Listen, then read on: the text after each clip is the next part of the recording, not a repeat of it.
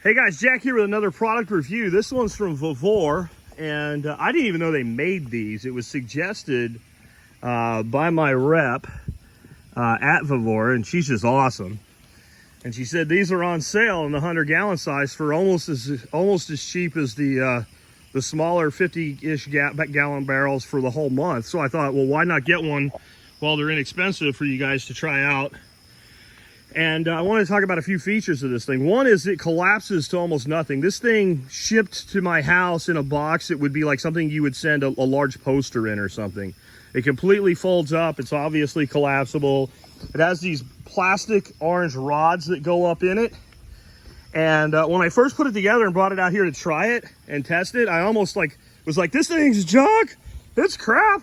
It doesn't stand up on its own. You know, and I don't have any problem. I have a little bit of water in it. I'll show you. I mean, I don't know if you can see in there, but I mean, it's so little that it won't even come out that drain right there at the bottom. So it's just enough to put some weight in it. I would recommend that. If you were really anal, I guess for these things, you could fabricate some kind of a wire hoop to hold the top. But once you actually put all the legs in, because that's what I did. I missed one of the legs. I threw it down on the ground and I was pissed. I was like, this is junk. Why did they send me junk? I went back in the house. I'm sitting on the couch watching a show with the wife, and I look over the table and I notice, I'm like, they must have given me an extra orange rod. And I'm like, wait a minute, dummy. So I came out and I inserted the rod. And so what I'm about to say is the assembly of this is so easy that if you need instructions, you probably shouldn't be doing it. And at the same time, you at least need to count all your materials, unlike I did. They also have little feet that have to go on them, and that increases your stability. I don't know exactly what I'm going to do with this. I don't really need this. I have a well, and I have water on all four corners of a 3-acre property. There is nowhere that I don't have water. I have plumbed-in irrigation. I've got two 1,500-gallon tanks. There's one of them here. So, I mean, I'm not the, large property, fully plumbed, large capacity water rain catch. I'm probably not the ideal market for this, but a lot of you are. This is good for you small holdings, suburbs. You put 2 or 3 of these in on each corner of the house. They take 5 minutes to set up and you're ready to go. They are pre-plumbed. They have a spigot that as long as the water's up that high, that would probably be where you'd want to get like water for a watering can or for a bucket or for a wash pot or something like that. Down there would be more your traditional irrigation. That could be plumbed just with volumetric pressure to drip irrigation for something like my gardens, as long as your gardens were actually down on the ground. Otherwise, you'd have to elevate this. I want to say something about water that people should know but don't. It's heavy.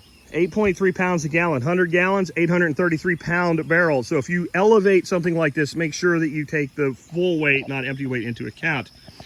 So it's good for that. Herb gardens. Small-scale aquatics systems where you need a reserve of water, like this little pond right here. So I could easily use this as a reserve for a pond like this. And I might have to, if you're doing something like this in the burbs where you have to dechlorinate your water and you don't want to be going straight out of a hose, you could have dechlorinated water standing by. Camping, awesome. Set up on your campsite, fill it up. You've got 100 gallons of water ready to go. Emergencies, you know a storm's coming that could knock out power and or water. Break these guys out, fill them up. You know, they don't have to be used for rain catch. So I'll show you, they work great for rain catch as they are. Anything that can increase surface capacity runoff capture, you could set up and have a remote rain barrel. Your bug out locations, your little camper cabins, all of that stuff. RV users who want to be able to catch and use and store extra rainwater when they're dry camping. Boom, there you go. Take it down when you're en route, throw it in your storage, pull it out. I mean, there's tons of uses for these. If you're in like several weeks of emergency, you're out of water, I don't recommend drinking this water unless you filter it and unless it's for emergencies, because it's made with a very strong PVC. So if you have something in a very strong PVC, it's outside in the elements, it's being hit with sun and all of that, and it's long-term storing water. Obviously, you're gonna get some leaching. But how many of us as kids growing up, if you're a Gen Xer like me, this is what you drank water out of all summer long, right? So since you drank water out of it all summer long and you're still here, you don't have 4 ears or something, relying on water out of that, especially filtered through something like a Berkey, so short-term emergencies would work. But if you're going to do what I'm kind of alluding to here, it would be more for washing, livestock water, whatever. Imagine you need water. You don't have enough water. You got to like provide water to like small livestock like rabbits and stuff. Water's not going to be back for a couple weeks. You're going to go to the store and buy it by the gallon. How about this? Take a cheap bilge pump, like for a boat. Get some wire so it's long enough to reach. Throw one of these in the back of a pickup truck. Go to any ditch, creek, pond, whatever. Fill it up. You bring home 100 gallons of water. Again, water's heavy, 800 pounds. Most trucks will haul it, but water sloshes around and moves. Go slow. Set it at the right place in the bed, all of that. They also make same material, basically the same product in a different configuration, some bladders. One's like 73 gallons, one like 143. Those are lower and might be better for that application. I have a write-up down there in the video notes, and when you take a look at that write-up, I give you a bunch of different scenarios, a bunch of different options. What I really like, comes pre-plumbed.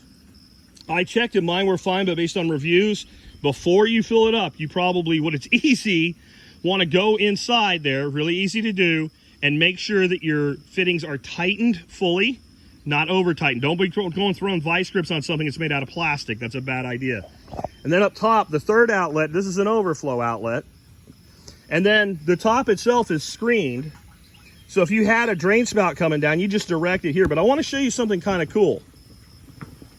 Now, you could use this for some remote catchment, and I would want to have some additional volume of catchment, something increasing that surface area, otherwise just like an open bucket. But all the rain has to do, the way they designed this with this indent, is get into the barrel at all.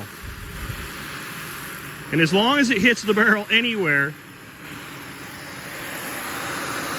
it ends up inside.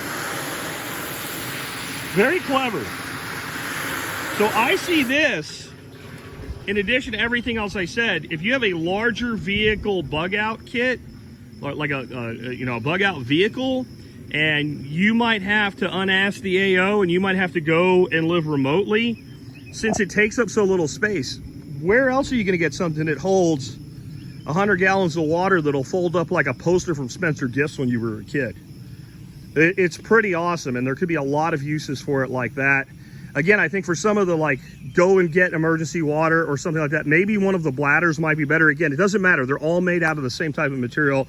They're all going to perform about the same way depending on what you want to do. Any questions, ask. Full write-up down in the video notes, and I'll catch you guys. I got a bunch of stuff coming for you this week from VEVOR. I got a sausage stuffer coming.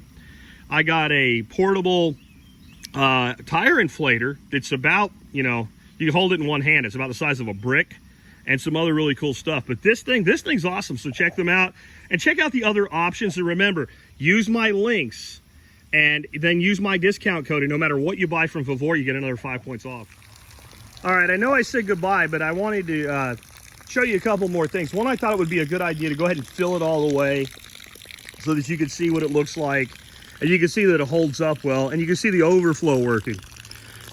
Because in spite of what I say in my write-up, which is if you wanted like 1,000 gallons of permanently plumbed in rain catchment, I would go get, 3 or 4 IBCs, 330 gallons a piece. They'll cost about the same amount per gallon as one of these guys.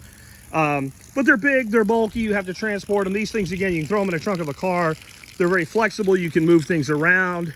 But if you did want to plumb some together, this is what I would do, honestly. I would set them side by side on the same level. I would have one as my primary catchment, and I would use the overflow to plumb to the next one, fill from the top up, and keep going and daisy chain as many as you want. So I thought that would be a good little addition to this review. And then there's one other thing I thought of when I was doing this. As long as you have enough sturdiness to elevate this and put it in the sun, what an amazing solar heated shower bladder.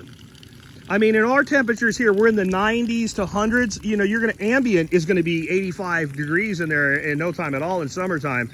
But in the sun, you're going to get water over 100 degrees in there easy enough.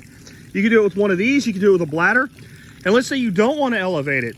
I mentioned in my write-up using a DC pump that you can clip on your battery, a bilge pump for a boat, to fill these things up from creeks and things like that, like I mentioned earlier in this video as well. Well, if you set this up as a solar shower, all you would have to do, a bilge pump has a float switch on it, so when it's underwater, it's on, and when it's above water, it's off. Is just drop your bilge pump into the water, have it connected to a small shower head type of thing, use your shower, put a switch on so you can turn it off and on, so you can only use it when you're rinsing off. And now you've got a solar shower with on-demand water. These are about 55 bucks. A bilge pump's gonna be 20 to 30 bucks depending on what you buy. So there's just a lot of flexibility with these. Again, check these out. Go to my write-up, check the bladders out too. There may be a different configuration that works better for you, but I'm really impressed with these. And I'm gonna be honest, I didn't think that I would be. I only took this product for review because my rep asked me to. Now I'm glad that I did. I'm glad I'm able to share it with you.